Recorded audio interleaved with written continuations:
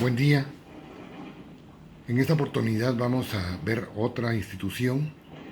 De acuerdo al programa, esta institución es la ocupación. Vamos a leer algunas definiciones y luego explicar debidamente, como hacemos en clase, cada una de estas definiciones para llegar a un acuerdo.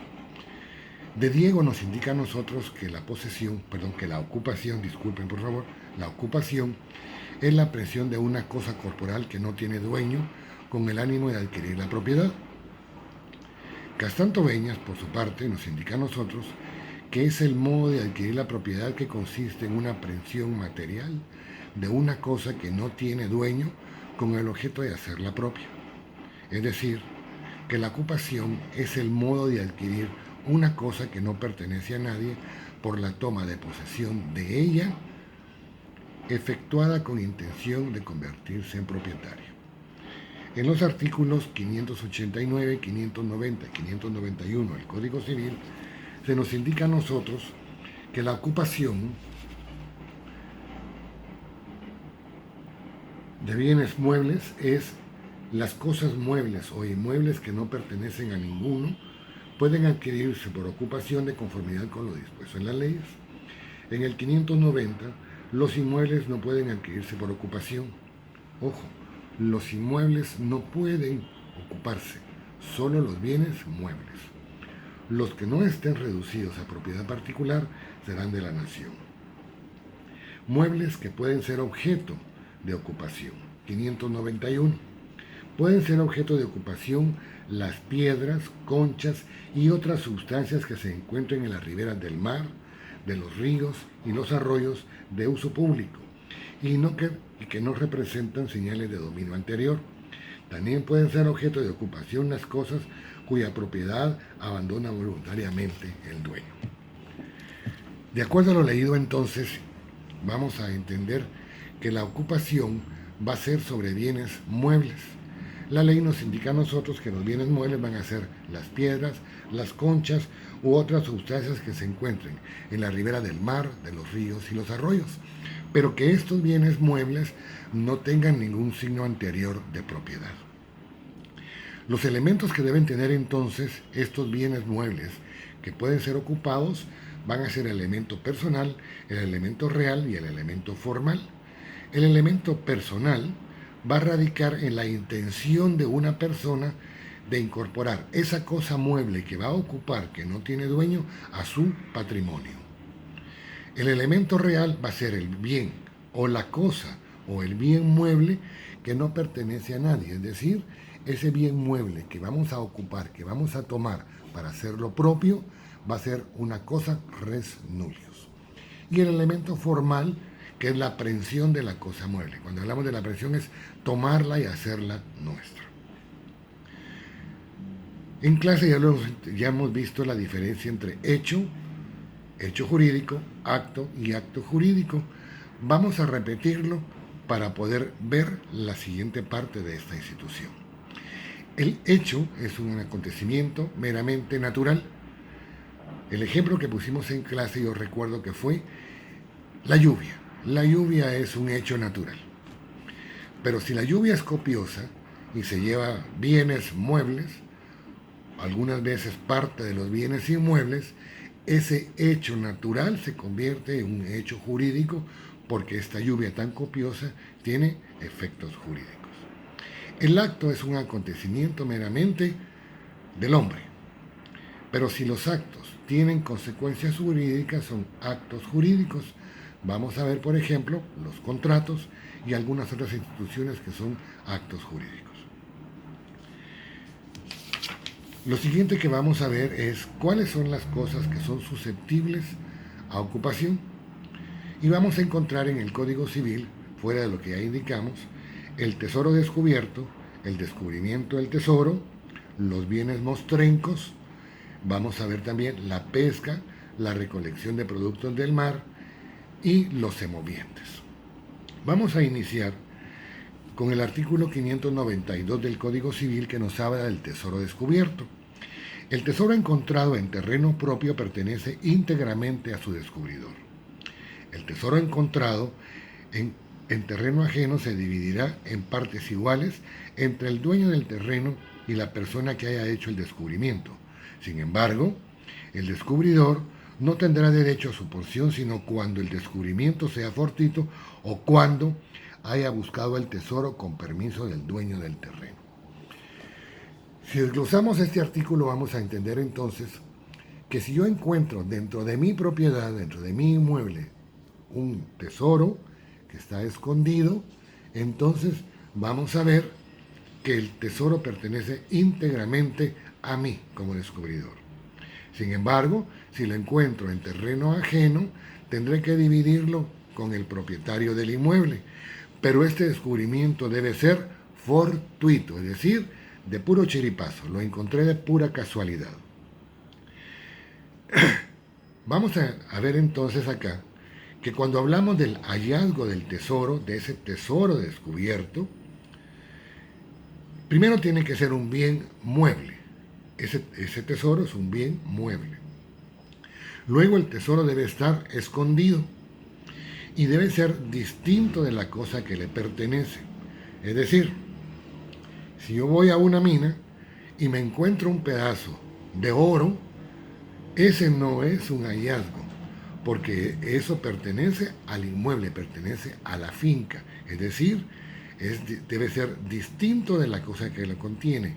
En este caso del ejemplo del oro, es parte de la mina. Y luego que no debe pertenecer a nadie, porque si perteneciera a alguna persona, entonces tendremos que tener nosotros en claridad que el dueño va a reivindicarlo, es decir, el dueño va a pedir que le sea devuelto. El artículo 593 del Código Civil, descubrimiento de tesoro, dice: nadie puede buscar tesoro en terreno ajeno sin permiso escrito del propietario. Aquí, para poder yo decir, mire, fíjese que en su terreno hay un tesoro, yo sé dónde está y sé lo que significa, lo que contiene ese tesoro, para poderlo buscar necesito un permiso escrito. El interesado que tuviere permiso y prestare garantía a satisfacción del propietario podrá hacer las excavaciones para sacar dinero, alhajas u objetos preciosos que alegare pertenecerle. Yo considero entonces que en un terreno ajeno hay un tesoro que me pertenece. Entonces yo para poder buscarlo tengo que prestar garantía, porque si voy a hacer excavaciones para poderlo buscar, porque ese bien mueble está escondido, entonces necesito prestar una garantía, es decir, voy a prestar a darle dinero por aquellos daños o perjuicios que pudiera ocasionarle la búsqueda de ese objeto, de ese tesoro, que van a ser entonces dinero, alhajas u objetos preciosos que yo considero son míos. En el artículo 594 dice: no probándose el hecho sobre dichos dineros, alhajas u objetos preciosos, serán considerados como bienes perdidos y como tesoro encontrado en suelo ajeno, según antecedentes y señales. En el segundo caso del artículo anterior, deducidas las costas, se dividirá el tesoro por partes iguales entre el denunciador y el dueño del suelo, pero no podrá éste pedir indemnización por perjuicios a menos que renunciare a su porción. En el artículo 594 hay dos supuestos. Uno, que encontramos el tesoro, pero que el tesoro de estas alhajas, dinero o objetos preciosos, que son considerados perdidos por mí, al encontrarse en terreno ajeno y no tiene señales de que pertenece a mí, que me pertenece, entonces volvemos al primer caso. Es un tesoro descubierto. De esa cuenta entonces, si es un tesoro descubierto, con permiso del propietario, tenemos dos opciones.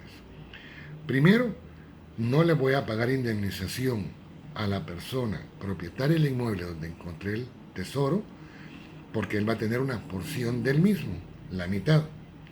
Ahora, si él quisiere que lo indemnizáramos por los daños ocasionados al inmueble, entonces él va a perder la porción de las cosas que encontramos.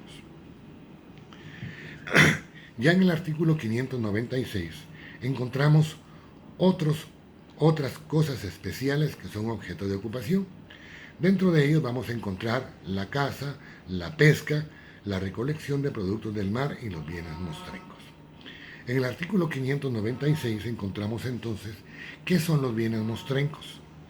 El que encontrare un bien mueble o semoviente al parecer extraviado y cuyo dueño se ignore, deberá presentarlo a la autoridad municipal más próxima al lugar donde hubiere tenido lugar el hallazgo. La autoridad que recibe el bien encontrado pondrá el hecho en conocimiento público y si transcurriera el término fijado no se presentare persona que justificare su dominio, se procederá a la venta en subasta pública. Vamos a pensar que encontramos un bien mueble, vamos a diferenciar bien mueble de semoviente en este momento. Encontramos un bien mueble, un objeto.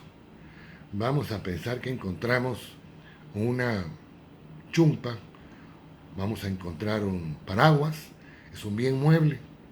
Lo primero que tenemos que hacer es llevarlo a la autoridad, en este caso dice municipal más cercana. La municipalidad entonces va a ponerlo, a mostrarlo, como es bien mostrenco, lo va a enseñar para que las personas puedan reconocer, o la persona propietaria pueda reconocer que es suyo. Sin embargo, esta autoridad va a poner un término prudencial para que pueda ser reclamado por su propietario. Si en todo caso no llegara la persona propietaria a reclamarlo durante el tiempo fijado, la autoridad va a subastar ese bien mostrenco. Dentro de los bienes mostrencos encontramos los bienes semovientes. Pongamos ejemplo, el ganado vacuno, caballar, etc. Vamos a suponer que en un terreno muy grande, internamente hay muchas propiedades y todas las propiedades tienen la crianza del mismo ganado. Vamos a pensar que tienen la crianza de cabras de la misma calidad, de la misma clase, de la misma raza. Y un día aparece una cabra perdida. Como todos tienen la misma raza y no tiene ningún signo de que pertenece a una persona, una marca, un hierro, una pita, y se encuentra en el espacio donde todos tienen la misma calidad, la misma raza de estas cabras, este mostrenco hay que llevarlo ante la autoridad municipal y volvemos al mismo. La municipalidad va a enseñarlo, va a mostrarlo. Este bien mostrenco va a enseñarse al público para que la persona considere ser la propietaria lo reclame. Si durante el término que la municipalidad o esta autoridad pusiere para poderlo reclamar y nadie lo reclama, entonces la municipalidad lo que va a hacer es subastarlo para pagar los gastos que ha ocasionado el tenerlo ahí como bien mostrenco, enseñándolo.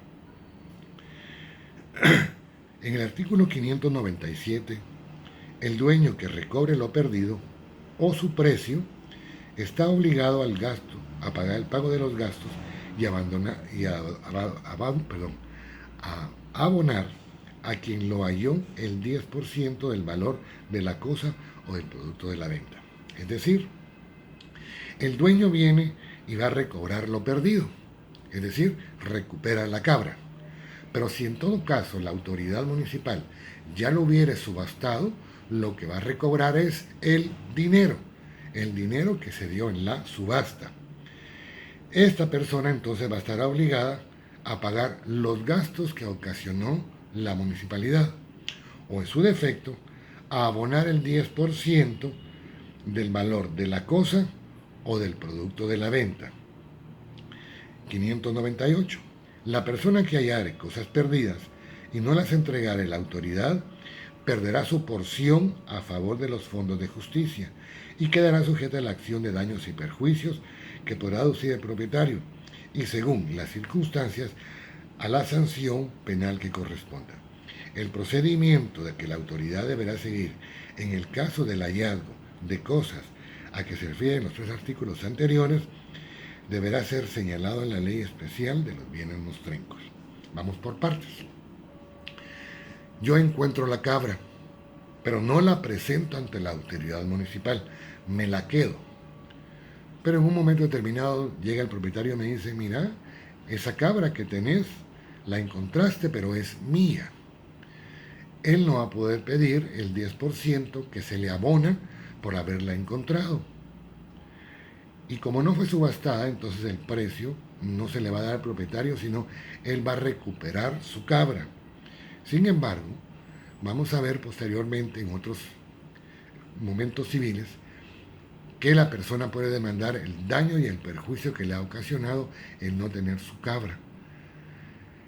Fuera de eso, vamos a ver que si la persona sabe que no es dueña de la cabra y la toma, va a tener una repercusión penal, es decir, va a poderse demandar por robo u otro delito, porque no entregó una cosa que sí tiene propietario. En el 599 dice, no se presumen abandonadas por los dueños las cosas que los navegantes en el agua y en el aire arrojen para liberar la nave, ni los despojos provenientes del siniestro. Tampoco se presumen abandonadas las cosas con el fin de salvarlas, sean socavadas en la vía pública o otro lugar, en caso de terremoto, incendio u otro siniestro. Recuerdo que en alguna oportunidad en clase hablamos de que los basureros, las personas que recolectan la basura y la llevan al lugar donde la echan, aquí al lugar de la zona 3, los guajeros vienen y en una bolsa negra encuentran una cadena, encuentran dinero o encuentran otros objetos muebles, pero ellos consideran, y así debe entenderse, de que la persona propietaria abandonó esa cosa mueble. Esas cosas abandonadas sí pueden ser objeto de ocupación. Pero, por ejemplo, en el mar va una lancha y por una tormenta va a hundirse, y lo que hacen es tirar algunos objetos muebles para liberar el peso y así no hundirse. Esos bienes no son objetos de ocupación. En derecho mercantil van a ver lo que es la echazón, que es ese acontecimiento de tirar las cosas al mar. Pero esas cosas no son objeto de ocupación, ni tampoco las cosas que va a sacar la gente a la calle después de un siniestro o de un terremoto. Esas cosas siguen perteneciendo a la persona que es la propietaria, no las está abandonando. De esa cuenta no puede ser objeto de ocupación. En el artículo 600 nos habla de la caza y la pesca y dice que son susceptibles por ocupación por la caza y la pesca los animales salvajes, bravíos o salvajes. El 601 no puede cazarse sino en tierras propias y en las ajenas con permiso del dueño, pero será necesario este permiso si las tierras no estuvieran cercadas, ni plantadas, ni cultivadas. Vamos a pensar que vamos a ir a cazar palomas, codornices. Aún en Guatemala se mira que van a cazar venado. Las personas que van a ir de cacería, si van a un terreno propio, no requieren permiso. Si van a un terreno ajeno, necesitan el permiso de la persona propietaria de ese inmueble. Pero para poder ingresar se requiere que hayan cercas o vallados. Pero si no los hubieren, entonces pueden ingresar y cazar en tierras porque no tienen cómo comprobar que son propiedades de terceras personas, a menos que hubieran plantaciones o estuvieran cultivadas. Luego dice que que si alguno cazara en tierras ajenas sin permiso del dueño, cuando por ley esté obligado a hacerlo, lo que cazare será para el dueño o quien además indemnizare de todo perjuicio. Es decir, yo entro a un terreno que tiene cercas, está cercado, tiene plantaciones, tiene cultivos, y sin embargo yo entro a cazar. Lo que casé pertenece al dueño del inmueble, pero aparte debo pagarle una indemnización por haber ingresado sin su permiso. Vamos a entender entonces que igual cosa pertenece o va a ser la pesca. Yo puedo ir a un lago, al lago de Atitlán, por ejemplo, y agarrar una pepesca con un anzuelo. Puedo ir al mar y pescar en el mar. Ahora, pero no puedo ir a un terreno donde haya, por ejemplo, una pileta hecha por un hombre, donde tienen cultivo de tilapia, y llegar con mi anzuelo a poder pescar. Esa pesca no se puede, no es ocupación, porque pertenece a una persona. Voy a aprovechar, como son clases un poco rápidas, creo que vamos a tener que armar unos grupos de Facebook a manera de que en los grupos podamos interactuar, tener la posibilidad de hacer preguntas y contestarlas para que ampliemos un poco más. El día viernes voy a tener a bien explicar la accesión y la posesión. Voy a mandar los videos de igual manera para que ustedes puedan pues tener una explicación un poco más amplia y posteriormente hacer preguntas y yo responderlas hasta donde me sea posible. Feliz día.